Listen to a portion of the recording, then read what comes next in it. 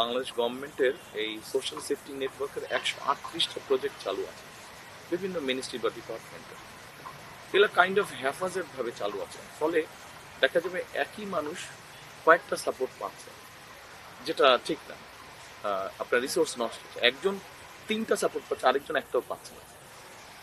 আমরা এই জিনিসটাকে একটু অর্গানাইজ করতে চাইছি থ্রু ফ্যামিলি কার্ড।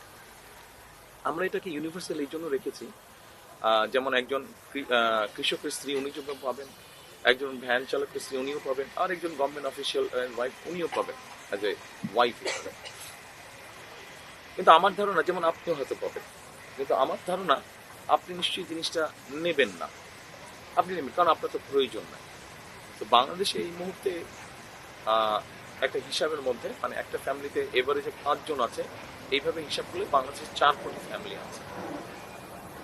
আপনি যেই মানুষগুলোর কথা বললেন, আমাদের ফ্যামিলি কার্ডের আমরা যেটা লিফলেট দিচ্ছি, যেটা দেখে আপনার ঋণটা পানিচ্ছেন, ওখানে তো ডিটেল সব দেওয়া যায় না।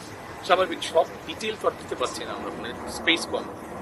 তবে আপনার যে চিন্তাটা, এরকম এই চিন্তা আমাদেরও আছে। প্রথমে যারা ভালনারেবল তাদেরকে আমরা এইম করবো, প্রথমে আস্তে আস্তে তাদেরকে আমরা দিব। এইভাবে করে আমাদের এরিয়াটা আমরা আস্তে আস্তে বাড়াবো।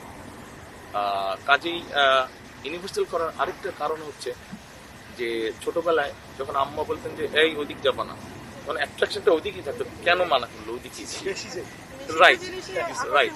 আপনি এই যে মাত্র যেটা আমি বললাম যে 138টা যে সোশ্যাল সেফটি নেটওয়ার্কের বিভিন্ন ফ্যাসিলিটি আছে, এগুলো আপনি দেখবেন বলে দেওয়া আছে এই হলে এটা পাবে, এই ক্যাটাগরি হলে এটা পাবে।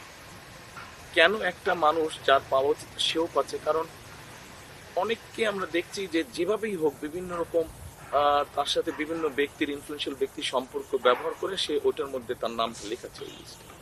কিন্তু আপনি যখন ইউনিভার্সাল করে দেবেন তখন কিন্তু এটার প্রতি ওই আকর্ষণ কমে যাবে।